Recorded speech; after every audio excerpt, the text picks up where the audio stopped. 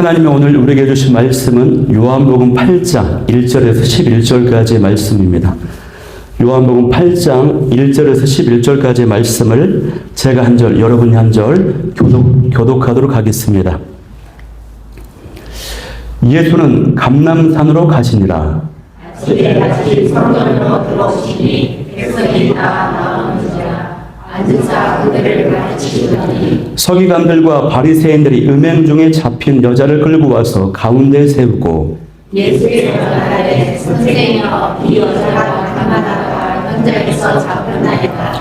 모세는 율법에 이러한 여자를 돌로 치라 명하였거니와 선생은 어떻게 말하겠나이까? 그들이 이렇게 말하면 고발할 조건을 얻고자 하여 예수를 시험하기더라. 예수께서 몸을 굽히사 손가락으로 땅에 쓰시니 그들이 묻기를 마지 아니하는지라. 이에 일어나 이르시되 너희 중에 죄 없는 자가 먼저 돌로 치라 하시고 다시 몸을 굽혀 손가락으로 땅에 쓰시니 그들이 이 말씀을 듣고 양심의 가책을 느껴 어른으로 시작하여 젊은이까지 하나씩 나가고 오직 예수와 그 가운데 섰는 여자만 남았더라. 예수께서 여자 외에 아무도 없는 것을 보시고 이르시되 여자여 너를 고발하던 그들이 어디 있느냐? 너를 정죄한 자가 없느냐? 함께 읽겠습니다. 대답하되 주여 없나이다. 예수께서 이르시되 나도 너를 정죄하지 아니하노니 가서 다시는 죄를 범하지 말라 하시니라. 아멘. 할렐루야. 네, 저는 오늘 이 시간에 용서하시는 예수님이라는 제목을 가지고 오늘 말씀을 나누도록 하겠습니다. 그래도 유머를 항상 하고 시작해야 되니까요. 굳어진 마음을 부들부들하게 아이스 브레이크 차원에서 유머 하나 하도록 하겠습니다. 여러분, 여호와는 나의 목자신 이로 시작하는 시편 23편, 유명한 시편 23편이 전국 8도에 사투리 버전들이 있는 거 아십니까? 사투리 버전들이 있는데요. 먼저 전라도 버전으로 너무 기니까 3절까지만 한번 읊어보겠습니다. 참고로 제가 전라도 출신이라 이것은 잘할 수 있을 것 같아요. 아따 여호와가 시방 나의 목자신데 나가 부족함이 있겠냐? 그분이 나를 저 푸르푸른 초장으로 뉘어불고 나를 시어불게 하려고 물가시로 인도해보내니 어쩌을까 마음이 겁나 찡한 네, 이렇게 전라도 버전, 경상도 버전. 우리 아내가 경상도 쪽이라 잘할 것 같은데 뭐 해보세요. 묘하는 내 목자 아이가 내가 부족한 게 뭐 있겠노?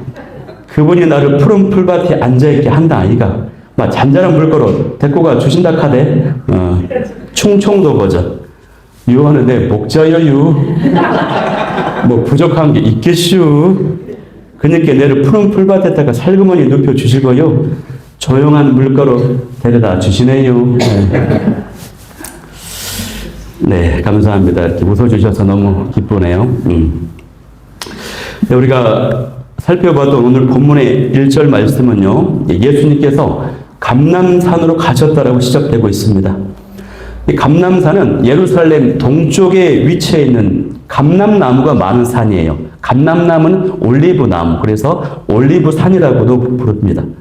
예수님께서는요, 명절이 되면은 예루살렘을 자주 방문하셨고, 또 예루살렘에 계실 때는 아침에는 말씀을 가르치시고, 낮에는 사역을 하셨습니다. 근데 그 모든 사역을요, 종교 지도자들의 공격과 반대를 감당해 내시면서 그 사역을 다 감당을 하셨습니다. 그리고 저녁에는 자주 이제 감람산으로 가셨습니다. 저녁에 왜 감람산으로 가셨을까요? 성경을 보면은 밤에 쉼을 얻기 위해서 가셨다라고 기록이 되어 있어요. 그런데 그 기록을 복음서, 4개의 복음서를 입체적으로 보면은 어떻게 기록되어 있냐면 기도하시기 위해서 감람산으로 가셨다라고 기록되어 있어요. 이 말을 종합해 보면 어떤 의미입니까? 예수님께서는 쉼과 안식이 무엇이냐? 그것이 기도하는 것이었다라고 하는 것입니다. 그래서 예수님께서는 기도하시면서 하나님과의 교제, 하나님과의 깊은 사귐을 통해서 응답받고 새로운 힘을 얻고 그 힘으로 다시 사역의 현장에서 그 힘들고 어려운 사역을 감당해 내셨다라고 하는 사실이에요. 예수님은 저녁마다 또 새벽마다 습관을 따라 기도하셨습니다. 그래서 그 기도가 습관이 되었기 때문에 자신에게 주어진 그 큰 힘든 사명을 감당할 수가 있었다라고 하는 사실입니다, 여러분. 여러분이 만약에 기도 생활을 하고 있는데 힘들고 어렵다. 그러면 그 기도가 뭔가 문제가 있다는 것입니다. 기도하고 나면 힘이 생기고 회복이 되고 기쁨이 생겨서 자꾸 기도하고 싶고 그것이 습관이 돼서 체질화가 됐다. 이게 바로 바른 기도 생활이에요. 근데 그렇지 못하다면 한번 점검해 보아야 된다고 하는 것입니다. 우리가 기도를 하는 목적이 뭡니까? 기도를 하는 목적은 하나님께 내 모든 상황과 형편을 알리는 것이 아니죠. 하나님 우리의 형편을 다 아세요. 기도란 무엇이냐면 기도라고 하는 행위를 통해서 우리가 내가 하나님을 신뢰합니다. 내가 하나님을 믿습니다라고 하는 그 믿음과 신뢰를 강화시키는 거예요. 더 견고하게 만들어주는 게 바로 기도 행위라고 하는 것입니다. 두 번째 기도해야 되는 이유는 뭡니까?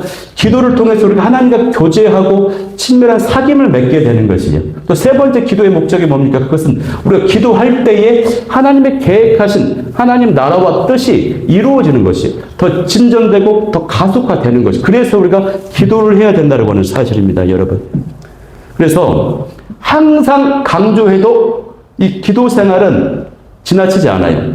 항상 해도 부족한 것이 바로 이 기도 생활이에요. 신앙생활은 바로 기도생활. 이것도 가언이 아닙니다. 그래서 여러분, 저는 이 말씀을 보면서 이 예수님이 감람산으로 가시니라 이 기록 아래, 이 구절 안에 예수님이 기도생활이 습관적으로 기도하셨고 기도를 통해 쉼과 안식을 얻었다라고 하는 내용이 들어있어요. 이 말씀을 대하면서 저 여러분은 기도의 사람이 될 수 있기를 간절히 소망합니다. 예수님이요, 그렇게 새벽 기도를 마치시고 이제 돌아오셔가지고 아침부터 성전으로 가셔서 말씀을 가르치십니다. 굉장히 부지런하십니다. 우리 목사님들부터 새벽 예배 끝나면 한숨 자고 다시 교회 출근하는데 예수님은 새벽 기도를 마치시고 바로 아침에 또 성전에서 말씀을 가르치세요. 예수님에게 주어진 시간이 3년밖에 없었거든요. 그러니까 바빠요. 가르칠 말씀도 많고 치유해야 될 영혼들이 많아. 너무 바빠요. 총각을 다투면서 그 시간을 보내셨다고 하는 사실입니다.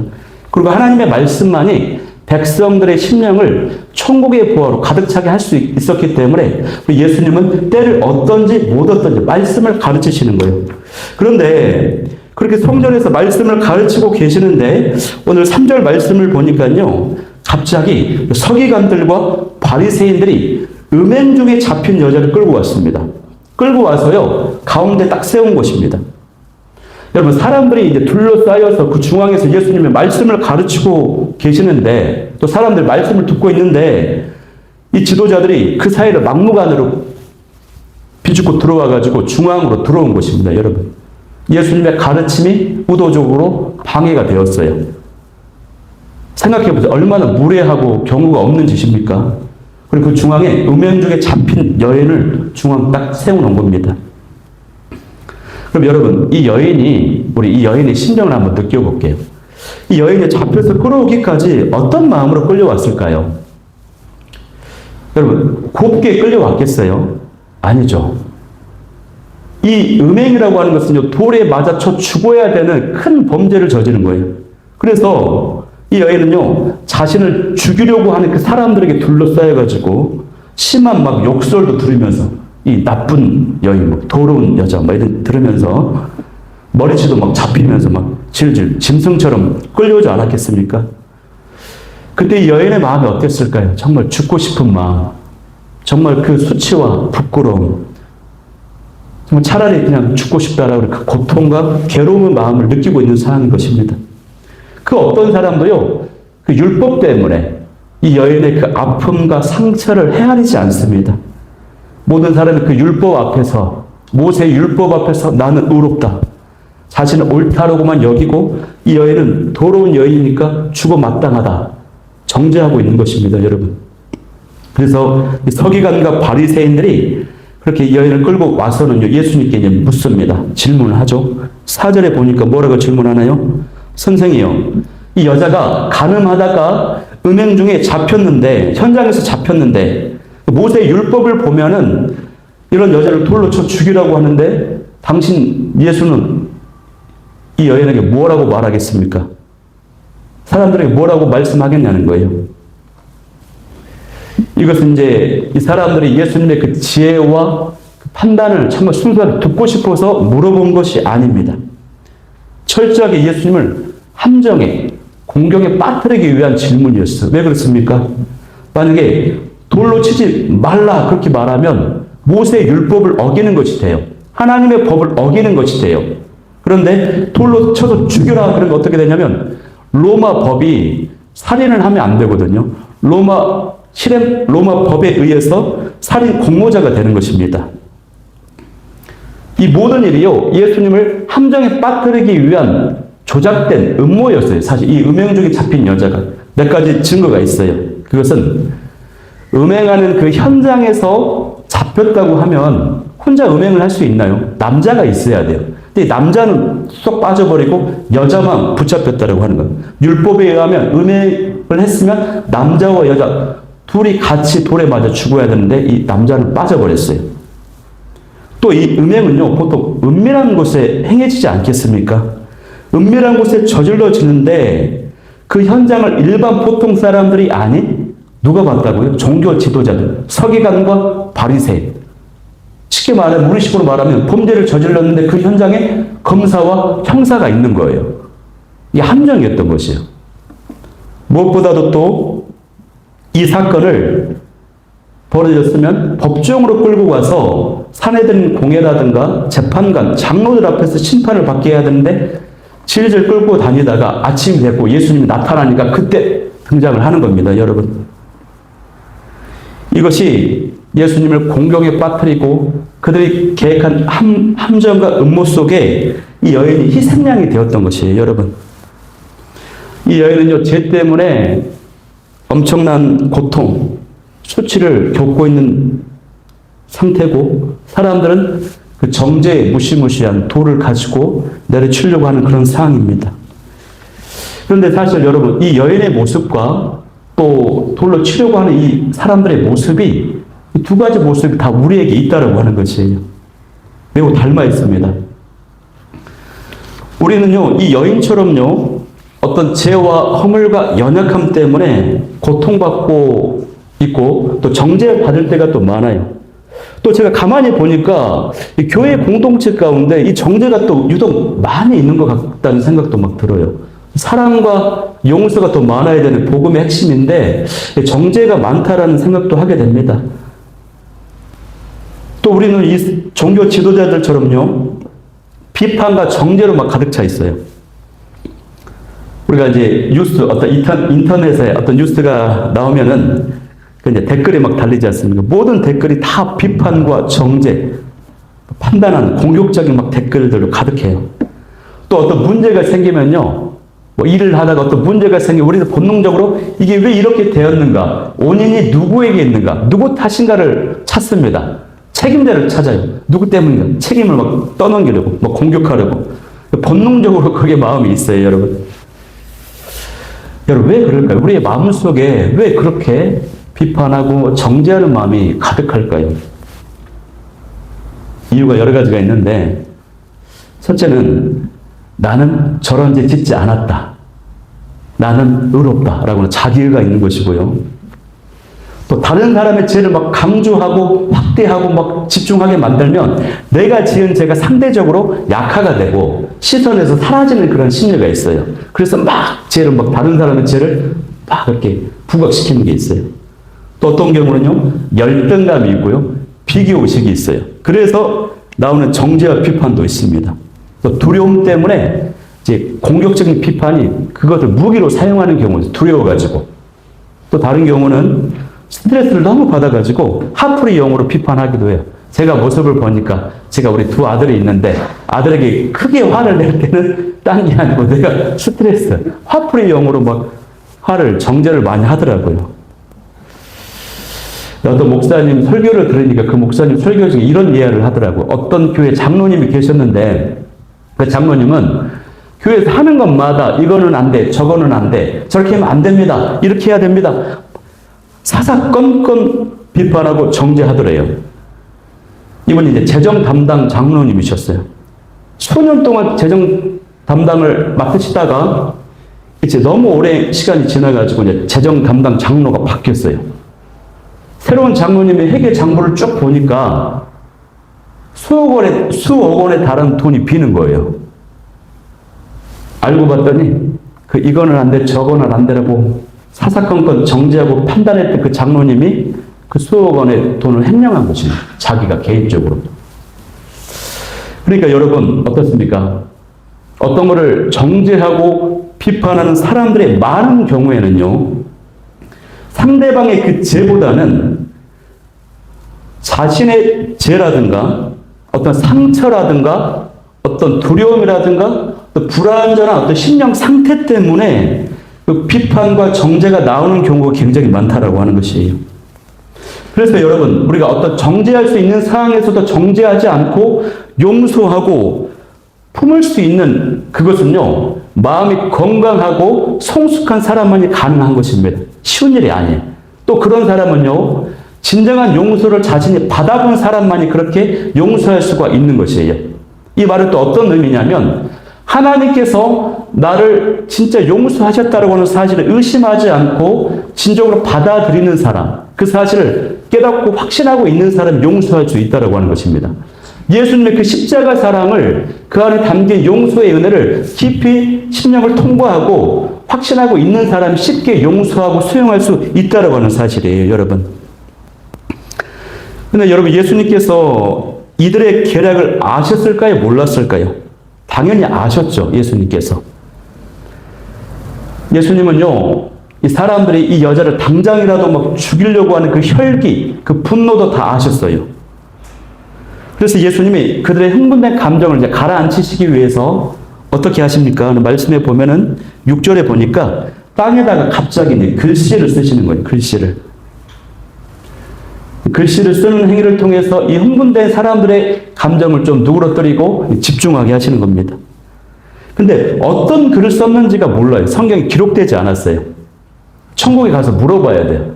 그런데 학자들은 이 글이 십계명을 썼을 것이라고 여러 견해가 있는데 가장 유력한 견해는 예수님께서 십계명, 1계명부터 10계명까지 글을 썼을 것이다. 그러면 그 사람들이 무슨 글을 쓰는 걸 이렇게 내다보다가 공개적으로 그 죄는 드러나지 않았지만 1계명부터 10계명까지 그 어떤 죄에 내가 걸린 게 있거든. 드러나지만 않았을 뿐. 그래서 양심의 가책을 느끼게 했다라고 하는 거예요. 그래서 예수님께서 이어서 죄 없는 자가 돌로 치라라고 말씀하셨다라고 하는 거예요. 그리고 다시 또 글을 쓰셔, 이어서. 그 글을 보고 또 죄 없는 자가 돌로 치라고 하는 그 말씀을 듣고 사람들이 양심의 가책을 느꼈어요. 그리고 이제 돌아가는 것입니다. 어른들로 해서 젊은이들까지 돌아가요. 여기서 우리가 봐야 되는 건 뭐냐면요, 분노와 혈기와 죽이려고 하는 그런 어떤 살기가 등등했던 이 사람들이 예수님의 그 말씀 앞에, 또 기록된 말씀 앞에, 또 음성으로 나오는 그 말씀 앞에 양심의 가책을 받고 찔림을 받고 돌아갔다고 하는 사실이에요. 이게 예수님의 말씀이 굉장히 강력했다고 하는 사실입니다, 여러분. 여러분, 무엇이 이 악하고 단단한 마음들을 깨뜨렸습니까? 부서지게 만들었습니까? 말씀이라고 하는 거예요, 말씀. 예수님의 권위 있는 말씀, 생명력 있는 말씀, 우리의 생각과 마음과 심령을 찌르면서 깨트리면서 쪼개는 그 말씀이 이 사람들의 모든 악함을 무너뜨리게 했다고 하는 사실입니다. 사람들은 자신들이 의롭다고 생각했어요. 그러나 이 여인이 간음하는 일에 직접적으로나 간접적으로 공모하고 있었어요. 누군가는 일을 주도했고, 누군가는 공모했고, 누군가는 망을 보고 다 가담된 사람들이에요. 그래서 너희 중에 죄 없는 자가 돌로 치라고 했을 때 이 음행과 관련된 죄를 말하는 것입니다. 일반적 모든 죄를 말하는 건 아니에요. 사람이 죄 없는 사람이 어디 있어요? 그런 죄가 아니에요. 그러니까 이거는 오용하면 안 돼요. 그 음행과 관련된 이 현장의 죄와 연루되지 않은 죄 있는 사람이 돌로 치라, 그 말씀이 예수님이. 그래서 찔림을 받고 이제 돌아가는 것입니다. 그래서 우리가 말씀 앞에요, 사로잡혀야 돼요. 사로잡혀야 돼요. 말씀 앞에, 여러분. 우리는요, 이 보통 성경 말씀을 제가 자주 강조하는 얘기지만 성경 말씀에 사로잡히질 않아요. 성경 말씀을 묵상하고 연구하고 낭독하고 암송합니다. 물론 이것은 아름다운 방법이에요. 그런데 최선의 방법은 아니에요. 그건 두 번째 그 방법은. 우리는 말씀을 대할 때 말씀을 연구하고 묵상하고 암송하고 하는 것은 어떻게 보는 거냐면 내가 주체가 되고 이 성경 말씀이 객체가 되는 거예요. 그래서 내가 우리 교과서 책 보듯이 연구하고 묵상하고 대상으로 보고 하는 거예요. 이것이 두 번째라고 하는 것입니다. 우리는 말씀을요, 이 말씀이 주체가 돼요. 내가 객체가 돼야 돼요. 우리는 이 말씀을 보면서 이 말씀에 내가 사로잡혀야 되는 것이에요. 그 말은 뭐냐면 하나님 어떤 말씀을 하든지 있는 그들의 말씀을 내가 순종하겠습니다. 배우겠습니다. 듣겠습니다. 엎드리겠습니다. 이 말씀으로 인격이신 말씀으로 보는 것입니다. 여러분. 그러면 말씀이 열려요. 들립니다. 그런데 우리는 이 말씀을 요술램프 진리와 같은 어떤 능력, 어떤 축복의 도구, 어떤 삶의 깊은 지혜, 비법으로만 적용할 때가 있어요. 물론 그것도 맞아요. 그러나 첫 번째는요, 이 말씀은요, 내 모습을, 내 마음을 비추어주는, 보여주는 거울과도 같아요. 그 기능을 해야 돼요. 말씀은 나의 모습을 보여주는 거울이 되어야 됩니다. 능력과 축복과 깊은 지혜와 열린다, 깨뜨려진다. 이걸 두 번째, 세 번째라고 하는 사실입니다.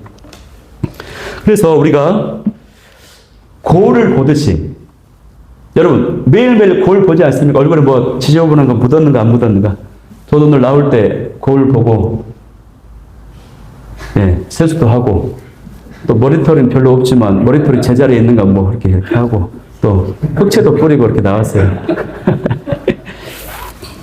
그래서 성경의 역사를 보면은요, 사도 바울, 또 어거스틴, 조지 히필드, 또 루터, 찰스 스펄전, 이런 분들 이름만 들어도 알만한 역사적인 영적 거장들은요, 말씀에 딱 한 구절 보고 핵심을 했고 변화가 됐어요. 말씀 한 구절. 그 말씀은 어떤 축복, 능력, 응답, 물론 그것도 있습니다.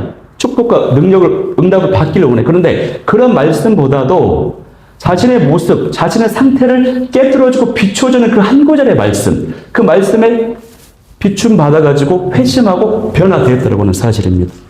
이 위대한 인물들이요, 그 비추어진 그 말씀 한 구절 때문에 변화되고 회심했어요. 그 예화들이 다 있어요. 그 일대기들을 보면은 그 인물들이 다 그렇게 변화가 되었다고 하는 사실이에요. 저도요, 청년의 때에요, 교회가 너무 사역이 많고 힘들어가지고 오늘만 예배 드리고 도망가야지, 오늘만 예배 드리고 다른 교회 튀어야지, 이런 마음을 하고 있었는데, 근데 말씀의 제목과 본문이 뭐였냐면 요한복음 6장 67절 말씀인데, 그 내용이 어떤 말이냐면요, 예수님께서 이제 어떤 가르침을 줬어요. 그러니까 사람들이 이제 떠나는 거예요. 그래서 예수님이 12 제자에게 이렇게 물어보는 거예요. 너희도 가려느냐? 너희도 가려느냐?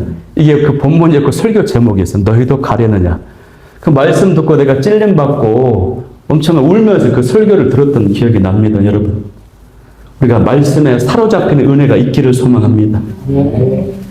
자, 그러면 우리가 이제 오늘 본문에 보면 예수님께서 3번 이렇게 언급을 하시거든요. 말씀을 하시거든요. 그 말씀에 이제 사로잡혀야 되는데, 자, 그러면 우리 예수님이 하신 말씀, 첫 번째 말씀 한번 합독해 보겠는데요. 자, 7절 말씀을 한번 합독해 보겠습니다.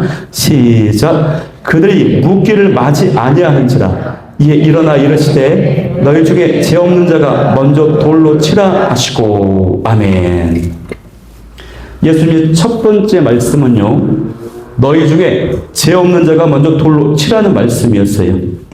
이 말씀은요, 어떤 말씀이냐면, 이 여인의 입장에서는 이 여인에게 내려진 사형 선고, 그 사형 선고를 즉시 끊어버리는, 해결해버리는 권세 있는 말씀이었어요. 그러니까 생명의 말씀이었다고 하는 거예요.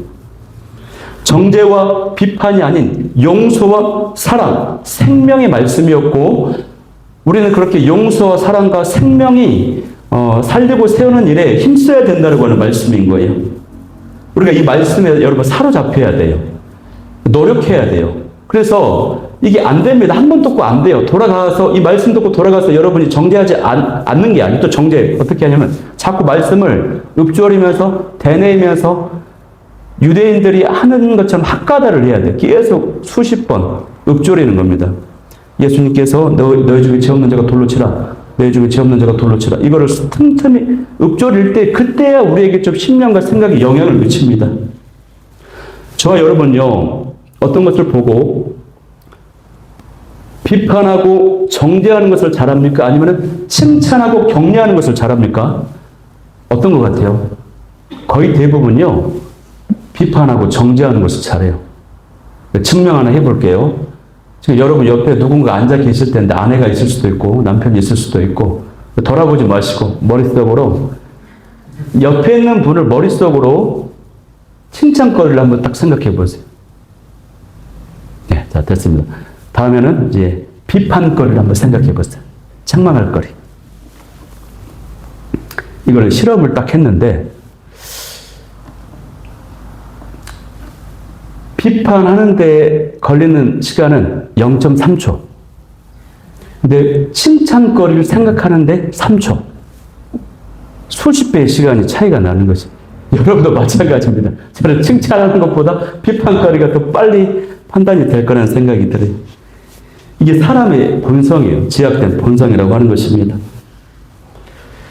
자, 그런데 어떤 사람들은요, 이 말씀을 잘못 적용시키는 경우가 있어요. 자신이 분명히 죄를 짓고 나쁜 짓을 했어요. 그런데 이거에 대해서 지적을 하면은 그거를 방어하고 자기가 지은 합당한 지적에 대해서 명분을 삼기 위해서, 예수님도 죄 없는 자를 돌로 치라고 말했는데 왜 네가 나한테 정죄하고 판단하냐라고 말을 해요. 이거는 말씀을 지금 잘못 적용한 거예요. 왜 그렇습니까? 제가 말씀드렸죠. 이 죄는 어떤 죄라고요? 음행과 관련된 연루가 돼 있다. 주도했거나 공모했거나 함께했던 그 죄를 말하는 것이에요. 그래서 이렇게 그냥 말하면 안 돼요. 예수님은 분명히 죄를 용납하지 않으십니다. 그래서 오해하면 안 되는데, 예수님이 완전히 비판을 금지하신 것이 아니에요. 완전히 비판을 금지하신 것이. 어떤 비판을 금지하신 거냐면, 그 안에 사랑이 없어요. 용서가 없어요. 헤아림이 없어요. 그냥 그렇게 이제 비판을 위한 비판, 막 정죄하고 공격하고 응징받아야 되고 대가 지불해야 되고 처벌당해야 되고 이런 마음으로 하는 그 비판인 거예요. 그래서요, 여러분 마태복음 7장에 보면은 우리가 비판을 할 때 어떻게 해야 되는지 그 가르친 지침을 주셨거든요. 그게 뭐냐면 세 가지가 있는데, 첫 번째는 어떤 비판을 하기 전에 먼저 자신의 허물을 보라는 것입니다. 해당 그 사안에 대해서 나도 같은 죄가 있지는 않은지 자신의 허물을 먼저 보라는 것이에요. 모든 영역이 아닙니다. 그 사안에 대한 겁니다. 그 해당 사항에 대한 거. 기도하지 않는다고 정죄한다면 나는 정말 기도를 잘하는가, 이런 식으로 보라는 거예요. 두 번째는요, 건설적인 비판을 하라는 것입니다. 앞서 말씀드렸던 것처럼 그 사람을 막 조종하고 응징하고 처벌하고 이런 마음이 아니라, 이 사람이 정말 잘 되었으면 좋겠는데, 복 받았으면 좋겠는데, 정말 치유하고 회복하고 긍정과 희망과 살아나고 생명과 창조적인 생산적인 건설적인 비판을 하라는 것이에요. 여기까지가 두 번째예요. 하나만 돼도 안 돼요. 세 가지가 다 충족이 돼야 돼요. 나머지 세 번째는 뭐냐면, 상대방이 나의 비판의 말을 받아들일 수 있는 준비가 돼야 돼요. 그냥 첫 번째, 두 번째만 된다고 해서 하면 안 돼요. 그 듣는 사람이 나를 신뢰하고 있고 나와 관계가 되어 있어야지만이 그 비판을 할 수가 있는 것입니다, 여러분. 예수님께서 이런 지침을 주셨어요. 근데 지금 이 지도자들은 오로지 이 여인을 응징하는 거, 오로지 막 조주하는 거, 처벌하는 것으로 가득 있었다고 하는 사실입니다. 여러분, 주의 은혜가 있기를 간절히 소망합니다. 두 번째 예수님의 말씀은요, 우리 10절. 어떤 말씀을 우리가 사로잡혀야 되냐면, 10절 말씀을 한번 합독해 보겠습니다. 시작. 예수께서 일어나사 여자 외에 아무도 없는 것을 보시고 이르시되, 여자여, 너를 고발하던 그들이 어디 있느냐? 너를 정죄한 자가 없느니라. 아멘. 근데 예수님 말씀에요, 양심의 가책을 받고 다 떠나갔어요, 이제. 그래서 이제 예수님하고 이 여자만 남았어요. 이 정황을 보니까 이 여자가 얼마나 두려웠던지 눈을 질끈 감고 땅만 쳐다보고 있었을 것 같아요. 사람들의 그 구경거리 속에서 수치와 조롱과 모욕과 죽음의 공포, 절망, 어둠 속에 벌벌 떨고 있는 것입니다. 눈을 질끈 감고 있었겠죠. 그때 예수님께서 이 여인에게 주위를 둘러보게 하십니다. 너를 고발하던 그 여인들이, 사람들이 어디 있느냐? 너를 죽이려고 하는 자들, 정죄하는 자들이 어디 있느냐라고 물으십니다. 그때서 이 여인이 이제 고개를 들고 눈을 뜨고 주위를 둘러보는 것이에요. 그래서 이 여인이 그렇게 고백합니다. 주여 없나이다 라고 고백해요. 주여 없나이다라고 하는 이 고백은요, 어떤 의미입니까? 주님, 저의 수치와 모욕이 사라졌습니다. 저의 고통과 괴로움이 사라졌습니다. 저의 죽음의 그 위협과 절망이 이제 사라졌습니다. 이런 의미인 거예요. 이처럼 예수님이요, 우리를 치유하고 회복시키십니다. 우리가 이런 정죄를 받을 때가 있어요. 받아왔을 것이고 또 앞으로도 많은 정죄와 비판을 받을 때가 있을 거예요. 그때 예수님 바라봐야 됩니다. 예수님 바라보면 예수님께서 정죄하지 않으시고 치유하고 회복시켜 주셔요. 미국에서 한인교회를 하는 어떤 목사님이 계시죠. 존경받는 목사님, 목회를 아주 잘하셔서 교회도 풍부하고 막 존경받는. 근데 어느 날 그 교회에 나이 많은 청년 자매가 있었어요. 노처녀. 그 자매가 어느 날 임신해가지고 배가 불러와가지고 온 거예요. 교회에. 사람들이 놀랐어요. 어떻게 된 거냐. 결혼을 안 했단 말이에요. 근데 이 여인이 그렇게 말하는 거. 이 애는 우리 담임 목사님 애입니다. 이렇게 얘기를 하는 거예요. 성도들 충격에 다 빠져버렸어요. 놀래버렸어요. 어떻게 목사님이 그렇게 할 수가 있냐고 막 정죄하고 날선 비판. 그래서 그 목사님이 이제 사임하고 이제 교회를 쫓겨나듯이 이제 물러났어요. 근데 10개월이 지났습니다. 10개월이 아니죠. 배가 부른 상태에 몇 개월이 지났습니다. 아이가 출산을 했습니다. 아이가 백인이에요. 백인. 그러니까 이 여자가 거짓말을 했던 거예요. 이 목사님은 아무런 잘못이 없었어요. 그래 놀래가지고 장로님들과 군사님들이 그 목사님을 연락해서 다시 찾아가지고 물었어요. 목사님, 그 여인의 아이가 백인인데 왜 그때 우리에게 말씀하지 않으셨냐고. 왜 아무 말도 하지 않으시냐고. 그러니까 이 목사님 그렇게 말하는 거예요. 아이고, 이미 성도들이 저에 대한 마음이 신뢰를 잃어서 더 이상 목회를 할 수가 없었고, 무엇보다도 내가 이 문제 앞에 굉장히 속상했고 원망스러웠다. 이 여인이, 이 성도들이 하나님께 기도했대요. 예수님이 그렇게 말씀하시더라는 거예요. 그러면 너가 죄가 없니? 이렇게 물어보시는 거예요. 드러나지만 않았을 뿐 숨긴 죄가 많지 않냐?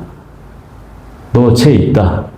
그런데 내가 너를 정죄하지 않기 때문에 너도 그 여인과 성도들을 정죄하지 않았으면 좋겠다. 이런 감동을 주셨다는 거예요.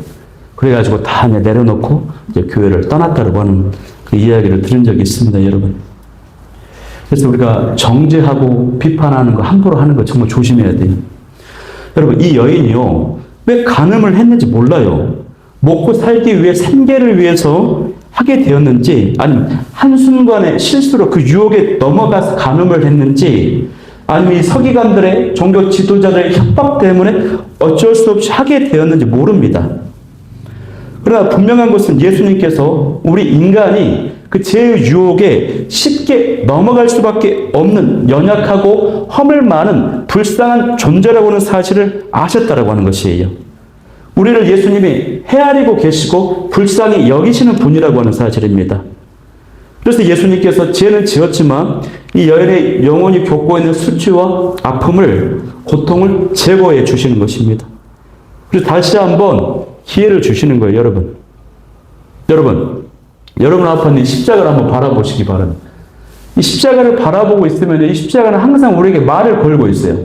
어떤 말을 해주고 있어요. 그 말이 뭐냐면 너희 죄가 없어졌다. 너의 수치와 부끄러움이 없어졌다. 죽음의 공포와 절망이 사라졌다. 라고 예수님의 십자가가요, 항상 저와 여러분에게 알려주고 있다고 하는 사실입니다. 이것이 바로 복음이에요, 복음. 복음을 누릴 수 있길 소망합니다. 저도 여러분 지금 복음을 누리는 훈련 중에 있거든요.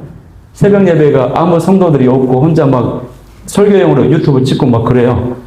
근데 그럴수록 더 기뻐하라는 거예요. 구원받은 사실에 기뻐하고 감사하고 찬양하고 경배하고 그 훈련 제가 받고 있어요, 지금. 자, 마지막 세 번째 이제 말씀 한번 합독해 볼게요. 11절 말씀. 11절 시작. 대답하되 주여 없나이다. 예수께서 이르시되 나도 너를 정죄하지 아니하노니 가서 다시는 죄를 범하지 말라 하시니라. 아멘. 여러분, 정죄를 할 수 있는 분은 예수님밖에 없어요. 왜냐? 예수님은 죄가 없으신 분이시고 하나님의 아들이시기 때문에 예수님만이 정죄하실 수 있는데 예수님은 정죄하지 않으십니다. 용서하십니다. 왜 그렇습니까? 예수님이 우리의 죄 문제를 해결하고 용서하시기 위해서 이 땅에 오셨기 때문에 그래요. 그게 바로 예수님의 사명이고 사역이기 때문에 예수님이 정죄하지 않으셨다라고 하는 사실이에요. 그래서 예수님이 회개의 기회를 주시고 다시 새로운 삶으로 나아가도록 이끌어 주신다고 하는 것입니다. 여러분, 이 용서받은 여인이 이후에 변화가 되었을까요? 변화되지 않았을까요? 기록은 없어요. 그러나 분명히 변화되었을 줄 믿습니다. 용서는 사람을 변화시킵니다. 정죄는 사람을 위축하게 만들어요. 두려움만 줘요. 또 힘이 없어서 그때는 막 말을 잘 듣는 것처럼 쩔쩔대고 해요. 그러나 마음을 얻지 못하고 결국에는 떠나가게 된다고 하는 것입니다. 그 대표적인 이야기가 그 유명한 빅토르 위고의 소설 레미제라블에 보면은 장발장의 이야기가 나와요. 법과 처벌로는 변화되지 않아요. 그러나 이 장발장이 그 미레일 주교의 그 미레일 신부의 그 용서, 그 사랑 때문에 사람이 확 변화가 됩니다. 대한민국의 호통 판사로 유명한 천종호 판사님이 계셔. 이분은 소년범을 재판하는 법정을 책임지고 계시는데 그 재판장은 굉장히 감동적인 예화가 많다고 합니다. 폭력을 일삼고 범죄를 저지른 문제 아이들이요, 재판장에 세워놓고 마지막 판결을 딱 내리기 전에 이렇게 말해요. 그 부모님은 막 용서해달라고, 한 번만 선치해달라고 막 간곡히 애원을 해요. 이 아이가 이제 감옥에 들어가기 직전에 판결을 내리기 전에 있어요. 이 재판관이 이 아이에게 그럽니다. 아버지에게 용서해 주세요. 사랑합니다. 10번을 외치게 만듭니다. 그러면 이 학생이 사랑합니다. 용서해 주세요. 처음에는 그냥 무뚝뚝하게 해요. 2번 하면, 3번 하면 조금 이제 목소리가 떨려요. 4번, 5번 넘어가면은 목소리가 이제 목이 메이고 6번, 7번 막 아버지 미안합니다. 사랑합니다. 이렇게 용서해 주세요. 이 고백을 이제 10번 가까이 가면요, 통곡하면서 울게 된다는 것이. 저쪽에서 그 아버지가 그 얘기를 듣고 또 이 판사가 아버지에게 말해요. 아버지도 아들에게 미안합니다. 아들아 미안하다. 미안하다. 사랑한다. 10번 외치세요. 이렇게 말해요. 그 아버지도요, 그 아들을 향해서 미안하다. 사랑한다. 내가 잘못했다. 미안하다. 사랑한다. 10번 외치는 것입니다. 그러고 지나면 어느 순간 둘이 울면서 엉엉 울면서 부둥켜 안고 무릎 꿇고 눈물바다가 되는 것이, 이런 예화가 굉장히 많습니다. 어떤 소년은 판사가 그 소년에게 내가 판결을 내리기 전인데 네가 원하는 그 소원 한 가지만 말해보라 그랬어요. 저쪽에서 엄마가 지켜보고 있어요. 이 엄마는 어릴 때 이 아이를 막 폭행하고 때리고 막 심하게 학대했다. 그래서 어긋나가지고 막 비행 청소년의 길에 갔어요. 이 아이가, 이 소년이 말하는 청소년이, 내 소원은 엄마가 나를 꼭 한 번만 껴안아 주셨으면 좋겠다고 그래요. 감옥을 들어가야 되는 상황이. 그래서 어머니, 아들 꼭 껴안아 주세요. 주섬주섬 나와요. 이 아이는 굳어 있어요. 이렇게 계속 뻣뻣하게. 그러다가 이 어머니가 딱 껴안았어요. 3, 4주 흘러 지나고 나서 이제 눈물을 막 흘리는 것이, 엉엉 울며 시작하는 것입니다. 여러분, 사랑합니다. 용서해 주세요. 미안합니다. 이 고백이 굉장히 강력한, 모든 관계를 회복시키는 고백이라고 하는 사실입니다. 우리가 예수님께도 용서를 구할 때, 사랑을 고백할 때 예수님이 달려와 우리를 안아주십니다. 주님, 용서해 주세요. 잘못했습니다. 사랑합니다. 이 고백을 드릴 때 하나님이 너무나도 감동하신다고 하는 것이. 또 이거 주님뿐만 아니라 모든 사람들에게요. 우리가 미안하다. 내가 용서한다. 사랑한다. 이 말 한마디만 하면 됩니다. 회복이 됩니다. 치유가 됩니다. 우리 복음을 누리고 있는 저와 여러분 안에 이 사랑과 용서의 능력과 힘이 많이 사라져버린 모습을 보게 되는 것입니다. 이러한 용서와 사랑의 고백, 실천이 저와 여러분 가운데 넘쳐날 수 있게 되기를 소망합니다. 위에 이제 본문을 보면요. 예수님이 오늘 읽은 본문은 아니에요. 2절에 보면은 예수님은 세상의 빛이다라고 선포를 하세요. 그래서 그 예수님이 빛이다라고 선포하신 이전 사건으로 이 죄 문제를 예수님이 다루신 이유가 있어요. 그것은 우리 인간들이 죄악과 어둠에 사로잡힌 존재들과도 같다라고 하는 것을 보여주는 것입니다. 그래서 용서와 사랑의 빛이 되시는 예수님께서 이 사건을 먼저 다루시고 나서 12절부터 사람들에게 나는 세상의 빛이다라고 말씀하시는 것입니다. 그러니까 예수님처럼 사랑과 용서와 어떤 회복의 그 빛을 비춰주고 그런 통로로 쓰임받는 저 여러분이 다 될 수 있기를 간절히 소망합니다. 그래서